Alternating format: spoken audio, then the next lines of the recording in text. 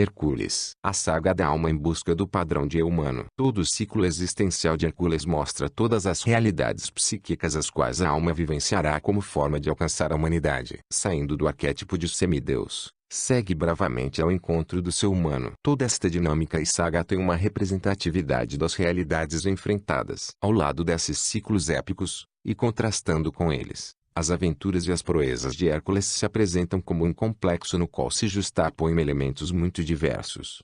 Sua história, por sua descendência, Hércules é um argiano, uma vez que sua mãe, Alcmena, e seu pai mortal, Anfitrião, são ambos perseidas. Mas ele não nasceu em Tirinto, embora sua família seja originária dessa cidade e sua lenda o associa a ela. Anfitrião, depois de matar acidentalmente o sogro, Electrião, foi obrigado a fugir para Tebas. Lá, enquanto estava ocupado com uma expedição contra os telebenos, Zeus tomou seu lugar e durante uma noite que durou 3 vezes mais do que uma noite comum, engendrou um filho. Anfitrião, ao voltar para junto da mulher, engendrou outro filho. As duas crianças nasceram juntas. 1. Foram Hércules, filho de Zeus, e 2. Íficlo, filho de Anfitrião. Na sua alegria, Zeus afirmara imprudentemente, pouco depois do nascimento de Hércules, que a criança que ia nascer da raça dos Perseidas reinaria sobre Argos. Na mesma hora, Hera, enciumada, fez com que o nascimento da criança fosse retardado,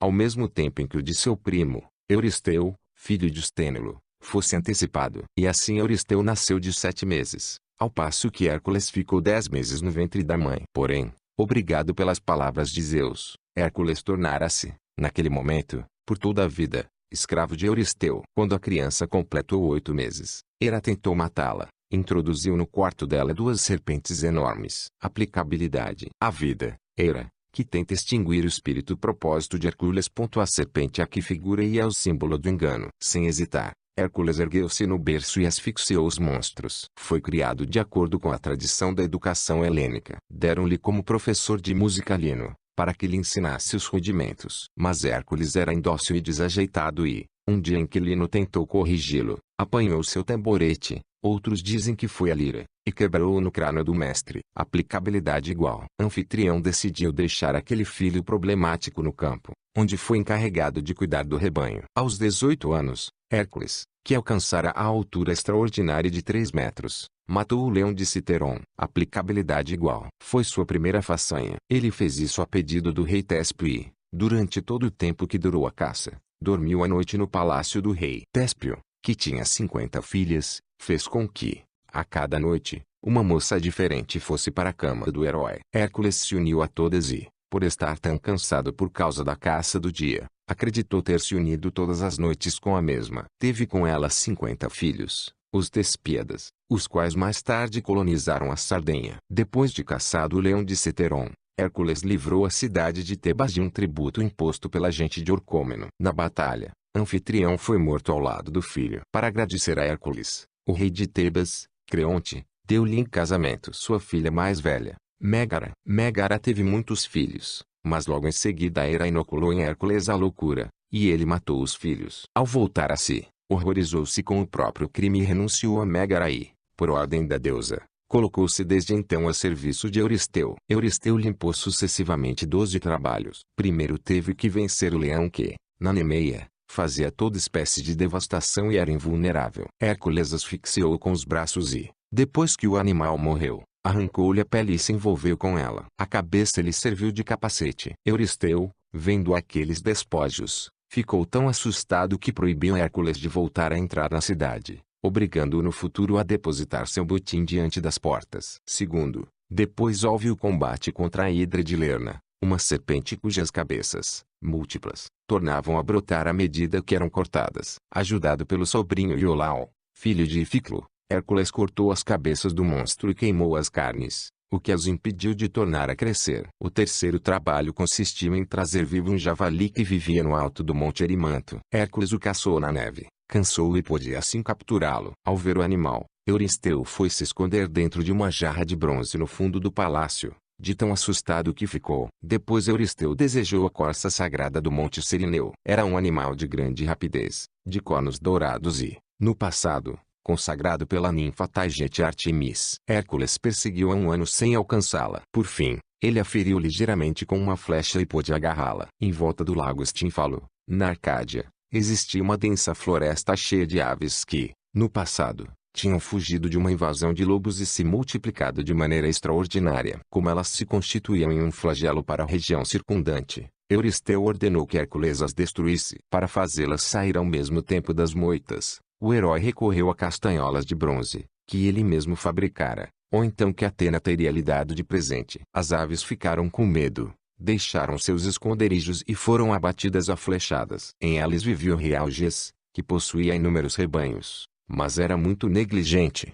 deixando o esterco se acumular nos estábulos. Hércules foi encarregado por Euristeu de limpar a propriedade de Alges. Ele conseguiu, desviando para o estábulo as águas dos rios Alfeu e Peneu. Os trabalhos seguintes nos levam para fora do Peloponeso e alargam a área da lenda. Primeiro foi a captura do touro de Creta. O touro, o que havia raptado a Europa e do qual Zeus adquirira a forma, tornara-se furioso e causava estragos em toda a ilha. Hércules capturou-o, voltou à Grécia em cima de seu dorso, a nado, e entregou o animal a Euristeu. Euristeu ofereceu a ir aquela vítima de qualidade, mas ela não aceitou, e o touro, deixado em liberdade, foi para Ática, onde seria finalmente capturado por Teseu. Havia na Trácia um rei chamado Diomedes, que alimentava seus jumentos com carne humana. Hércules foi à sua corte e o deu de comer aos animais. Foi seu oitavo trabalho. A filha de Euristeu, Admetes, queria possuir o cinto da rainha das Amazonas. As Amazonas eram uma população de mulheres guerreiras que viviam no interior da Ásia. Descendiam do deus Ares. Hércules recebeu a missão de satisfazer o capricho de Admetes. Hipólita, a rainha das Amazonas, consentiu de boa vontade em lhe dar o próprio cinto, mas uma disputa explodiu entre as Amazonas e o pessoal do séquito de Hércules. Começou a batalha. Hércules se sentiu traído e matou a rainha. Pouco a pouco, Euristeu impunha a seu servidor provas cada vez mais longínquas. Ordenou-lhe que fosse buscar os bois de Gerião. Este último, filho de Crisaor e descendente da Górgona Medusa, possuía grandes rebanhos guardados por seu pastor, Eurito, na ilha de Eritia, a Ilha Vermelha, no país do Poente. A dificuldade consistia em transpor o oceano. Hércules pediu ao sol a grande taça sobre a qual, todas as noites, ele embarcava para voltar ao Oriente. O sol consentiu, e Hércules alcançou o país de Gerião. Massacrou Eurito e seu cão, Ortro, e voltou tocando o rebanho à sua frente. Acrescentou-se a esse retorno grande número de aventuras destinadas a explicar particularidades locais. Na mesma ocasião, o herói teria erguido, de um lado e de outro do Estreito de Gibraltar, duas colunas, as colunas de Hércules. Ao atravessar o país dos Lígures, foi atacado por salteadores. Para socorrê-lo, Zeus fez cair uma chuva de pedras, que permanecem até hoje sobre as terras da planície de Crau. Hércules continuou a percorrer as costas do mar Tirreno. Viu-se numa noite à beira do Tibre, no local onde um dia se elevaria Roma. Ali, um salteador de nome Caco roubou-lhe alguns animais e os escondeu dentro de uma gruta do Monte Aventino. Hércules matou e fundou, como lembrança de sua vitória, o grande altar, onde seu culto foi por muito tempo celebrado. No final da viagem, o herói entregou os bois a Euristeu, que os ofereceu em sacrifício a Hera. Em seguida Hércules recebeu ordem de ir aos infernos buscar o cão Cérbero, um monstro de 3 cabeças que guardava a entrada do reino dos mortos. Hércules, depois de se iniciar nos mistérios de Eleusis, desceu ao mundo subterrâneo pela porta do inferno que se abre no Cabo Tênaro. Hércules também era guiado por Hermes, por ordem de Zeus. Durante o percurso, encontrou defuntos ilustres, em especial Melagro, o herói de Calidon que, tendo acabado de morrer, recomendou-lhe a irmã Dejanira. Hércules prometeu desposá-la quando voltasse ao mundo dos vivos. Finalmente dominou Cérbero e voltou a Argos. Euristeu, ao ver o cão monstruoso, teve medo e não quis aceitá-lo. Hércules teve que reconduzi-lo ao local onde o pegara. O 12º, e último, trabalho consistiu em colher os pomos de ouro que as Hespérides guardavam em um jardim fabuloso ajudadas por um dragão. Na ocasião do casamento de Hera com Zeus, a terra lhe dera os pomos de presente, e a deusa os achara tão bonitos que os plantara no seu jardim, junto ao Monte Atlas. Hércules começou por indagar o caminho, e ficou sabendo que o deus marinho Nereu era o único que podia lhe dar a informação. Nereu, contudo, não se deixava interrogar de boa vontade, e Hércules teve que dominá-lo para obter uma resposta. Dizem que Hércules atravessou o Egito, onde matou o rei Busíris, que sacrificava aos estrangeiros. Depois passou pela Arábia e,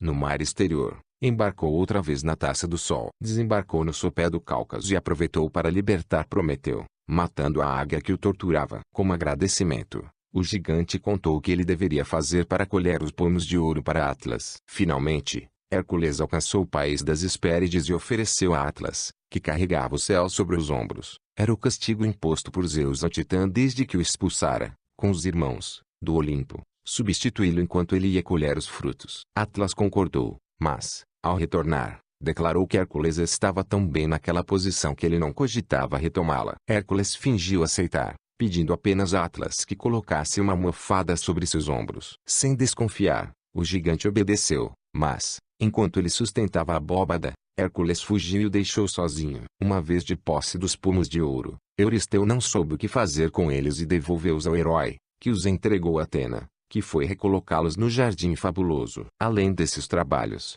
Hércules ainda realizou um grande número de façanhas. Com alguns companheiros, apoderou-se uma primeira vez da cidade de Troia, para punir um perjúrio de seu rei, Lomedonte. Guerreou contra a Esparta, contra Pilos de Micenas e, na Tessália, contra os Lápitas, ao lado do rei Egímio. Foi aos infernos uma outra vez para buscar Alceste, que se sacrificara voluntariamente para prolongar a vida do marido, Admeto. Lutou contra os centauros, seres metade homem e metade cavalo, e os exterminou. Mas foram sobretudo seus últimos momentos que ficaram célebres. Hércules desposara Dejanira, como havia prometido a Meleagro, e viveu por um tempo em Calidon. Porém, quis a fatalidade que ele matasse acidentalmente um habitante do país. Por isso, teve que partir em exílio. Viajou com a mulher e o filho, o pequeno Ilo. Os três chegaram à margem do rio Eveno, onde morava o centauro Nesso, que exercia a função de atravessador. Hércules foi o primeiro a ser transportado, mas, quando chegou a vez de Dejanira,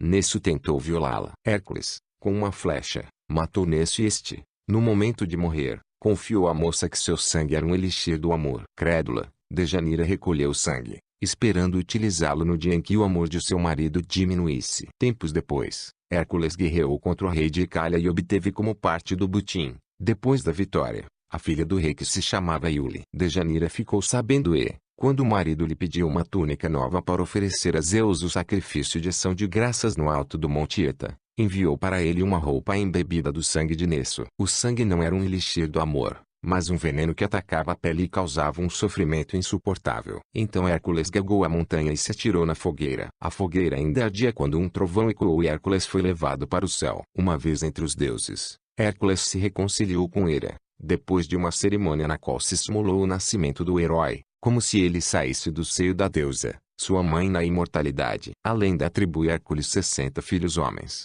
São os Heráclidas, que mais tarde retornaram a Argólide e invadiram o Peloponeso, lá estabelecendo a dominação dórica. O ciclo de Teseu é, em certa medida, uma réplica do ciclo de Hércules. Teseu é o herói de Atenas. Contemporâneo de Hércules, os atenienses asseguram que eles sempre foram amigos. Teseu pertence à família real de Atenas, pelo pai, Egeu, descende de Erecteu. Pelo lado da mãe, Etra, é bisneto de Pélodes e se liga ao ramo familiar de Tântalo. Foi engendrado em Trezena, onde passou seus primeiros anos. Ao atingir a idade adulta, pôs-se a caminho de Atenas, ao longo do istmo de Corinto. Era a época em que Hércules, para espiar algum assassinato, vivia como escravo junto a Onfale, a rainha da Lídia, e os monstros recomeçavam a povoar o mundo. O istmo era infestado de salteadores. Teseu massacrou-os um por um e, ao se apresentar em Atenas, Egeu estava em poder de Medeia, que lhe prometera dar um filho. De início Egeu não o reconheceu, deixando-se persuadir por Medeia de que devia matar aquele estrangeiro e envenená-lo,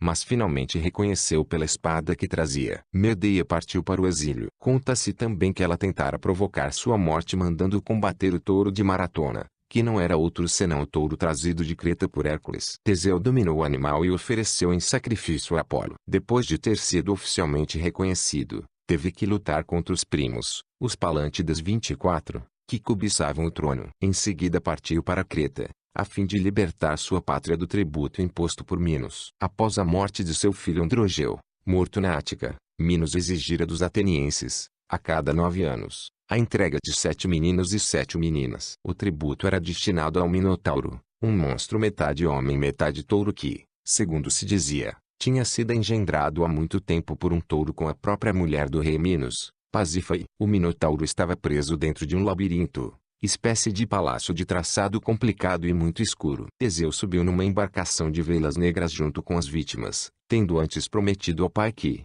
caso voltasse vencedor, içaria velas brancas. Em Creta, Teseu foi encerrado no labirinto, mas antes fora avistado por Ariadne, uma das filhas de Minos, que se apaixonara por ele e lhe dera um novelo para que ele pudesse encontrar o caminho dentro do Dédalo. A condição colocada pela moça era de que ele se casasse com ela. Depois de matar o monstro, Teseu foi fiel à sua palavra e partiu levando Ariadne. Chegaram ao anoitecer na ilha de Naxo. Ariadne adormeceu sobre a margem. Ao despertar, Teseu tinha ido embora. Dizia-se que Dionísio lhe dera a ordem de partir sem ela e que o deus em pessoa tinha vindo levar a moça, pela qual estava apaixonado. Teseu, entretanto, sofrendo pela perda de Ariadne, esqueceu de içar as velas brancas, e seu pai, do alto da Acrópole, viu chegar o barco com as velas negras. Acreditando que o filho estava morto, atirou-se do alto da falésia e se matou. Teseu, ao se tornar rei, reuniu em uma única cidade a população de Ática, até então dispersa pelas aldeias. Instituiu as grandes festas,